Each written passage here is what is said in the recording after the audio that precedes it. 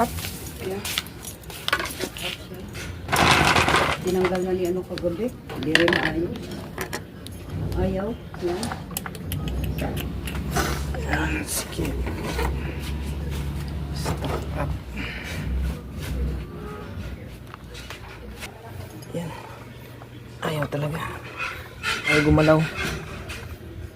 Check natin. Masa natin to. Tanggalin muna natin yung ano.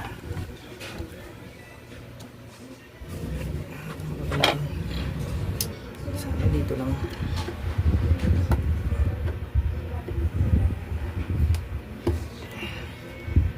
Bigas din. Ayan. Ayan dito. Bigas nito.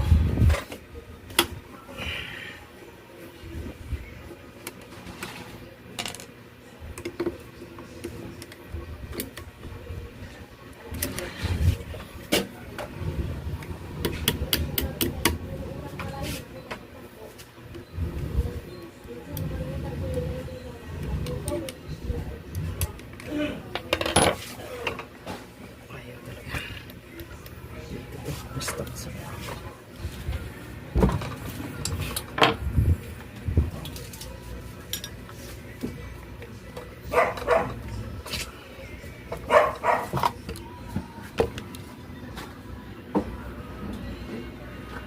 ito yun. Patakan lang muna natin dito para mapagapang natin dito yung oil.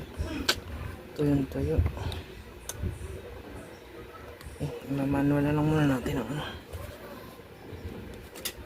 Ayan. Tuyuan to guys, kaya nag-stack up to dito. Ayan o. Ayan.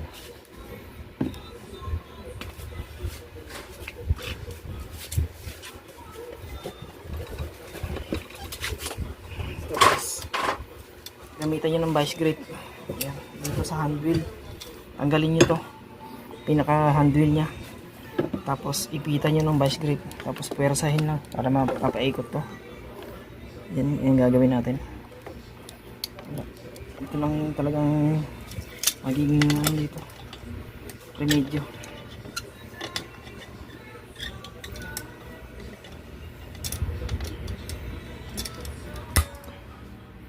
Ayan, tigas talaga.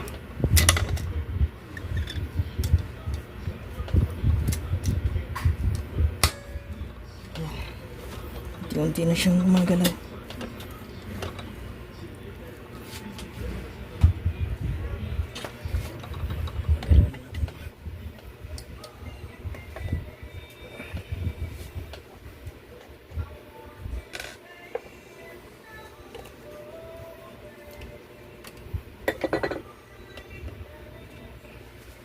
Ito guys, pag nag-troubleshoot kayo ng ganito, ito.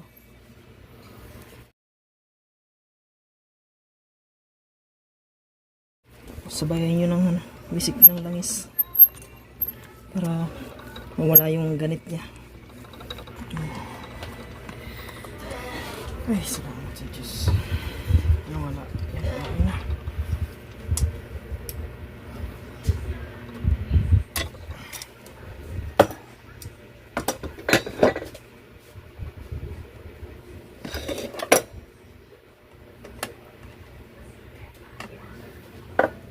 Tapos balik natin itong ano, pinaka sandahanin natin siya. Ang problema nito guys, hindi na nagpapump siguro, kaya hindi na tumatakbo yung kanyang langis.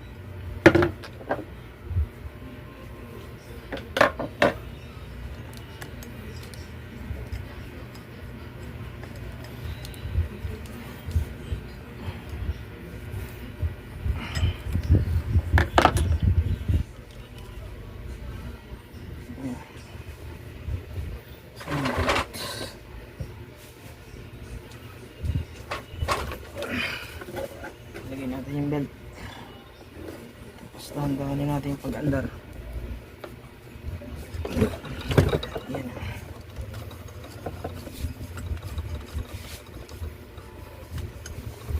Yan.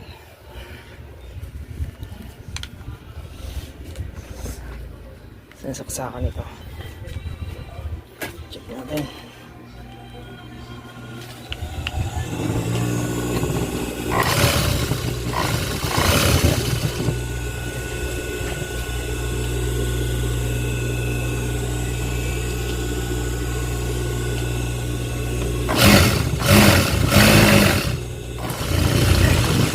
Ayan. Patakbo natin yung langis niya.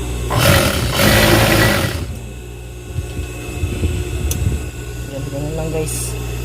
Pag magta-troubleshoot kayo ng ng stock up,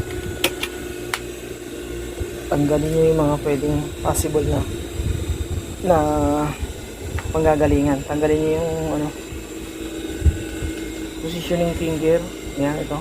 Tapos luwagan nyo yung needle bar. Yan, number 1. Tanggalin nyo. Tapos pag hindi mapihit, ayun, gamitan nyo siya ng vice grip.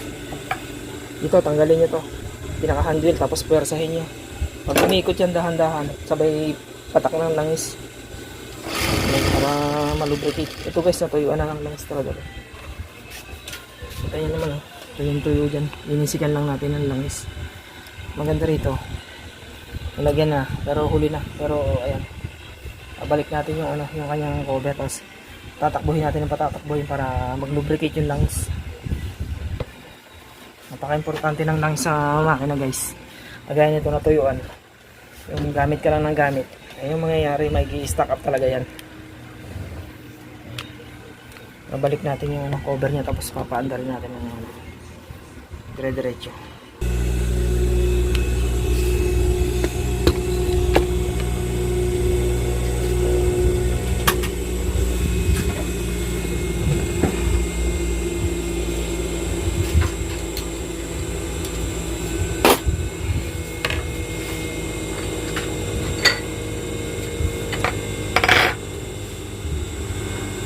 So ito guys, ibabalik na natin, ita-timing na natin kasi na troubleshoot na natin yung pinaka problema niya. Nag-stack up nga ito, natuyuan ng langis yung pinaka gear niya sa taas, so hindi nila mapaikot. So ito, ang kagandahan is hindi naman siya masyadong totally stuck na stuck. So ano lang talaga to, minimal lang na stock, gawa ng natuyuan lang to ng langis. So yun talaga magiging problema nito pag ang makina natutuyuan ng langis. Nahihirapan ikutin yung pinaka insintreg niya sa loob, gawa ng maganit na. So nilagyan nila ito ng langis nung nag-stack up na, so hindi na nahabol yung problema.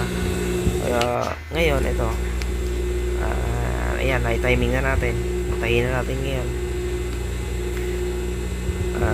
Ibalik na natin doon sa natin ang posisyon. Ayan.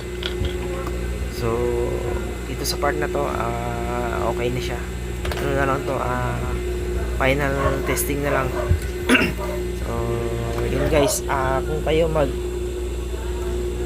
to troubleshoot ng ganito ng stock up guys, yung in-advise ko sa inyo na yung hand wheel, tanggalin nyo yung dalawang tornilyo, tapos yung isa sa gilid, then ipitin nyo ng vice grip talaga, puwersahin yung galawin, tapos sabayan nyo ng wisik ng langis o kaya DW40 sa loob para malubricate nya yung pinaka mga parts doon sa loob. Matatanggal po yan. So ayan, okay na, tumatahi na siya. Okay, so ito ipapatesting natin doon sa may-ari. Subscribe na lang po ng aking channel. Ibalik na natin yung makina ng stock content na about sa pananahi. So guys, ito mananahi na yung may-ari. So siya pa, ayan. So na-testing niya, okay naman. Under processing kasi sila ng pananahi, at biglang nag-stop. So yun ang naging problema nila. Gamit lang ng gamit, hindi na may maintenance ng maayos ang makina, hindi na check kung okay pa yung oil. So ayun nga, pag dumating na lang yung problema sa kanilang nila susolusyonan, wala, late na. Kailangan dyan maintain ang langis. Ang langis ng makina, napaka-importante, lalo na sa mga ganito sewing machine. Kasi ang tendency niya pag gamit ka lang ng gamit, yung maintenance niya napapabayaan mo, doon lalong masisira ang makina. So, yun po. Thank you very much.